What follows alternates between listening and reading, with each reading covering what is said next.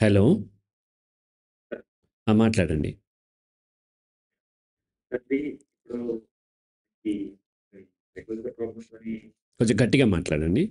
ఎందుకంటే కాలర్స్ కూడా మీ యొక్క వాయిస్ వినిపిస్తే వాళ్ళకి అర్థమవుతది. సార్ గట్టిగా మాట్లాడండి. సార్ ఇది సైకలాజికల్ ప్రాబ్లమ్‌తోని డిపెండెన్సీలోకి వెళ్ళిన హ్మ్. బ్రెయిన్ హ్యాబిట్స్ అనేవి బ్యాలెన్స్ అయిన తర్వాత హ్మ్. మెడిసిన్ తీసుకున్న తర్వాత హ్మ్.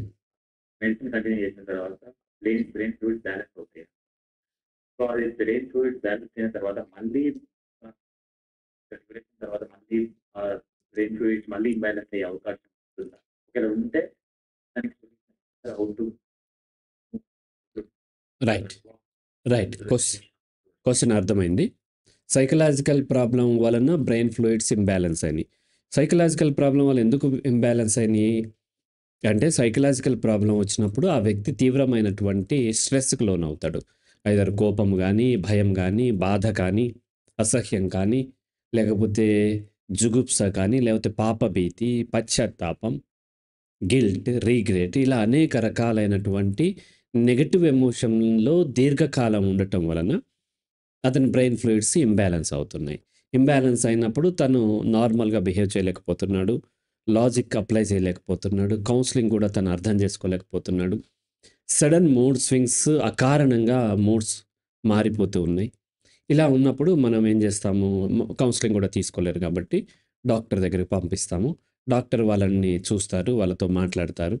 అవసరమైన టెస్ట్స్ చేస్తారు. చేసిన తర్వాత వాళ్ళ యొక్క బాడీ తత్వము, హైట్, వెయిట్ అండ్ వాళ్ళ యొక్క గతంలో తీసుకున్న మెడిసిన్ ఇవన్నీ కన్సిడర్ చేసి వాళ్ళకి ఒక మెడిసిన్ డోసేజ్ ఇచ్చి, అవసరమైన డోసేజ్‌కి పెంచి, ఆ తర్వాత అవసరమైనంత కాలం ఆ డోసేజ్ మీద ఉంచి, మళ్ళీ డిక్లైన్ చేయటం స్టార్ట్ చేసి డిక్లైన్ చేస్తారు కొంతవరకు.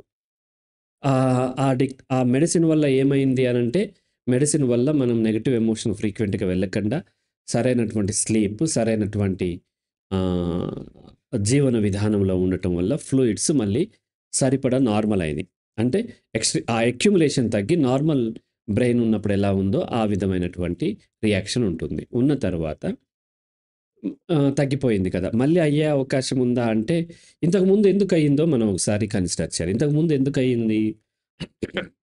ఇంతకుముందు మనకి తీవ్రమైనటువంటి ఒత్తిడిలో కొంతకాలం ఉండేసరికి ఫ్లూయిడ్ ఇంబాలెన్స్ అయింది. ఆల్ ఆఫ్ సడెన్ ట్రోమా అంటే ఏదైనా యాక్సిడెంట్ కానీ, లేకపోతే రేపుకి గురైన వాళ్ళు, యుద్ధాలు చూసిన వాళ్ళు, లేదంటే సునామీ లాంటి వాటిని, భూకంపాలకిలో ఇరుక్కున్న వాళ్ళు, వీళ్ళు ఒక్కసారిగా ట్రోమాలోకి గురవుతా ఉంటారు. ఇటువంటి తీవ్రమైనటువంటి ఒత్తిడికి లోనైనప్పుడు, లేదంటే దీర్ఘకాలం ఒత్తిడిలో ఉన్నా సరే, డిప్రెషన్ ఆర్ యాంగ్జైటీలో ఉన్నా సరే ఫ్లూయిడ్ ఇంబాలెన్స్ జరుగుతుంది. గతంలో జరిగిందే మళ్ళీ జరిగితే మళ్ళా ఫ్లూయిడ్ ఇంబాలెన్స్ అవుతుంది. ఇప్పుడు సపోజ్ మీకు ఒక యాక్సిడెంట్ అయింది. చిన్న దెబ్బ తగిలింది. డాక్టర్ ఏం చేశాడు? కట్టు కట్టాడు. మానిపోయింది. మళ్ళీ యాక్సిడెంట్ అయితే ఆహ్, మళ్ళీ బ్లీడింగ్ అవుతది గదా! బ్లడ్ రక్తం కారుతది గదా! సేమ్ అలాగే మళ్ళీ దీర్ఘకాలం ఒత్తిడిలోకి ఉన్నట్లయితే మళ్ళా ఫ్లూయిడ్ ఇంబాలెన్స్ అవుతది. ఇంబాలెన్స్ అయినప్పుడు మళ్ళీ డాక్టర్ దగ్గరికెళ్ళాలి. మళ్ళీ మెడిసిన్ వాడాలి. మరి ఎలా దీనికి సొల్యూషన్ అంటే మనము ఎక్స్‌ట్రీమ్ లెవెల్ నెగెటివ్ ఎమోషన్ ఎందుకెళ్తున్నామో, ఆ మానసిక సమస్య గురించి ప్రాపర్ కౌన్సెలింగ్ తీసుకొని, ఎక్స్‌ట్రీమ్ లెవెల్ ఆహ్, ఎక్స్‌ట్రీమ్ లెవెల్ ఎమోషన్స్‌కి లాంగ్ రన్ ఉండకుండా ఉన్నట్లయితే, ఫ్లూయిడ్ ఇంబాలెన్స్ అయ్యే అవకాశాలు ఉండవు.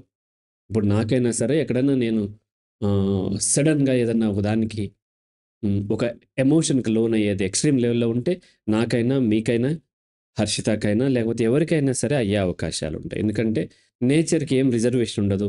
నేచర్‌కి తెలీదు ఎవరు క్లయింట్, ఎవరు సైకాలజిస్టు, ఎవరు సైకియాట్రిస్ట్, ఎవరు హ్యూమన్ బీయింగ్, ఎవరు యానిమల్ ఈ తేడా ఏమీ తెలీదు. ఏ వ్యక్తి లేదంటే ఏ జీవరాశి లాంగ్ రన్ నెగెటివ్ ఎమోషన్ అంటే స్ట్రెస్‌లో ఉన్నా సరే ఫ్లూయిడ్ ఇంబాలెన్స్ జరుగుతుంది.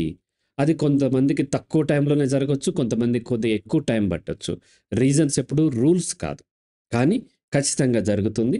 కాబట్టి అటువంటి పరిస్థితిలోకి వెళ్ళకుండా మన ప్రాపర్ కౌన్సెలింగ్ తీసుకొని యాటిట్యూడ్‌లో మార్పు మనం చేసుకున్నట్లయితే ఎక్స్‌ట్రీమ్ లెవెల్ ఎమోషన్‌కి లోన్ కాము. లోన్ కానప్పుడు ఆ యొక్క ఒత్తిడి ఉండదు కాబట్టి ఫ్లూయిడ్ ఇంబాలెన్స్ అయ్యే అవకాశాలు తగ్గిపోతూ ఉంటాయి. ఇప్పుడు మీకు నాకు కంపేర్ చేస్తే సేమ్ సిట్యుయేషన్‌లో మీరు నాకు సేమ్ ఫేస్ చేసినప్పుడు మీ అంత ఎమోషన్ నేను అవ్వను కాబట్టి నాకు ఫ్లూయిడ్ ఇంబ్యాలెన్స్ అయ్యే అవకాశాలు తక్కువుంటాయి.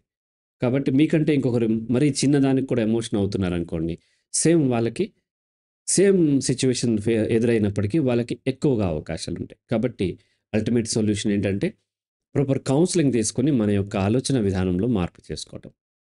రైట్ నాన్న? Yes sir. రైట్.